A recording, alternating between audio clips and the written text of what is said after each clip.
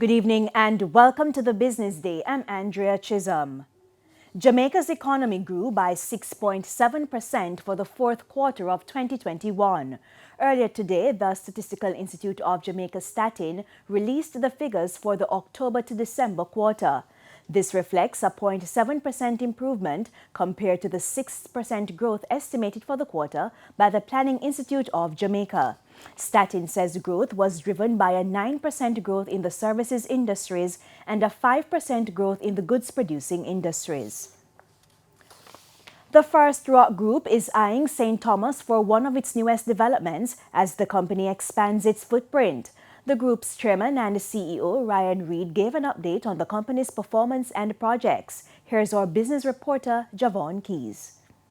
As First Rock Group continues to eye growth and expand its footprint across the island, the company's chairman and CEO, Ryan Reid, says it's looking to the east as interest peaks in St. Thomas. We are partnering with a private entity to undertake a luxury villa development, and that will see us developing roughly 5 luxury large-scale waterfront homes, as well as some 1 and 2 bedroom units.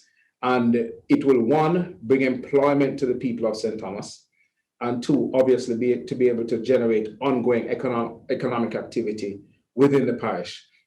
The spend will be north of 1 billion Jamaican dollars, but we're still fine-tuning, all the plans, etc. But the intention is to commence within this financial year. The project should take 12 months to complete. First Rock plans to also start the construction of 18 standalone luxury units in Kingston 6. The company recently acquired the land for $5 million.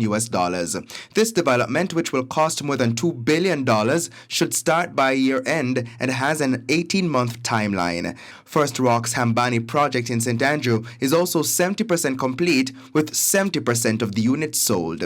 Meanwhile, after roughly 3 years of operation, First Rock Group has hit 10 billion Jamaican dollars in assets. Mr. Reid says the growth is being led by First Rock Capital Holdings.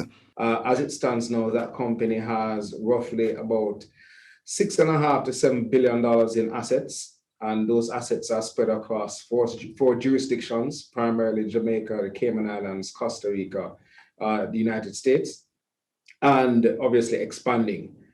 We listed that company in 2020, and that company now has 3,000 shareholders, and has been doing pretty well. 15 consecutive quarters of profitability. He says the private equity side of the company is also doing well with more than $1 billion in assets. For the Business Day, I'm Javon Keys.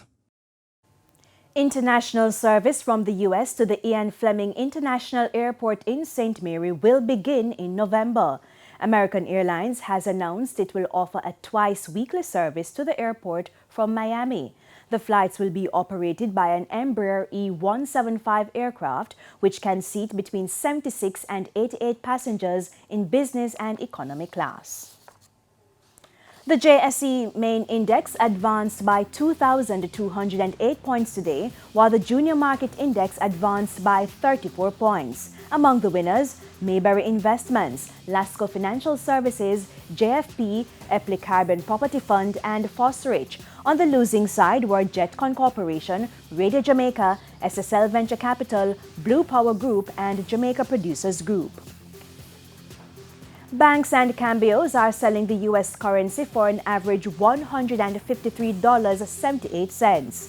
$123.76 is the going rate for the Canadian dollar, $202.68 for the pound, and $172.60 for the euro. And that's the Business Day. I'm Andrea Chisholm. Good evening.